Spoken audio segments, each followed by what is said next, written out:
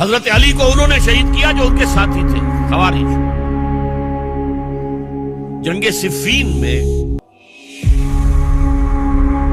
حضرت معاویہ کے کہنے سے عمرو بن العاص رضی اللہ تعالیٰ عنہ نے قرآن مجید جو ہے نیزے پر اٹھا لیا کہ لڑائی بند کرو، قرآن کو حکم بنا لو، جو قرآن فیصلہ کر دے وہ ہم بھی قبول کریں۔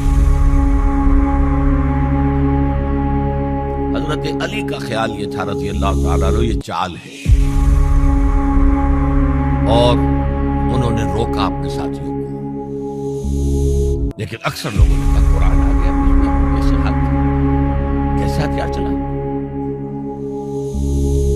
اس میں میرا ذہن جاتا ہے ایک حدیث کی طرف، بڑی اہم حدیث ہے، اور اس کے راوی حضرت علی ہے۔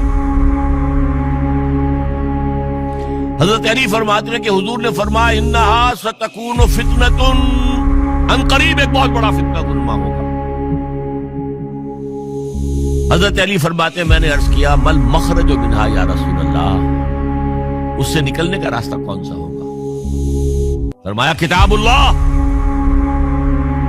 فیہ خبر ما قبلکم ونبأ ما بعدکم وحکم ما بینکم، اس قرآن میں تم سے پہلے لوگوں کی خبریں موجود ہیں، بعد آنے والوں کے حالات موجود ہیں، اور تمہارے درمیان جو اختلافات بھی پیدا ہوں گے ان کا حل موجود ہے۔ وہ کیسے نہ مانتے مسلمان، قرآن کو حکم بنایا جائے۔ بہرحال اس کے نتیجے میں جو بھی ہوا ہے یہ اب تاریخ کا معاملہ ہے، میں اس کی تفصیل میں نہیں جانا چاہتا، مسئلہ حل نہیں ہو سکا، لیکن حضرت علی کی خلافت جو ہے ان کے ہاتھ پر بیعت ہو گئی تھی، وہ چلی، لیکن 4.5 برس سوائے خانہ جنگی کے اور کچھ نہیں۔ وہ جو قافلہ آگے چل رہا تھا سیل رواں، وہ 1 انچ بھی آگے نہیں۔ البتہ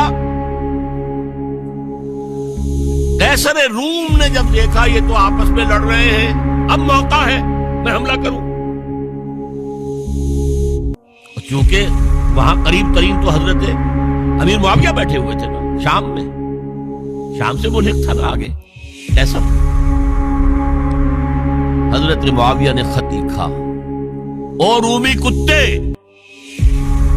اگر تو نے دارالاسلام پر حملہ کرنے کی جرت کی تو سن لے کہ علی کی طرف سے لڑنے والوں میں سب سے پہلے معاویہ ہوگا تیرے خلاف۔ یاد اس نے جرت نہیں کی۔ بہرحال حضرت علی کو شہید کرنے والے تھے ایکسٹریمسٹ جو خود ان کے اپنے ساتھیوں میں سے تھے۔ انہوں نے کہا وہ کہاں حکم کیوں مانا؟ ان الحکم الا للہ، اللہ کے سوا کسی کا حکم نہیں، قرآن حکم نہیں ہے، کیوں مانا تم نے؟ اور اگر مانا تھا تو اب حکم کے بعد کیوں نہیں مانتے؟ چھوڑ دو خلافت۔ بہرحال یہ کہلاتے ہیں خوارج، جنہوں نے بغاوت کی ہے حضرت علی کے ساتھ۔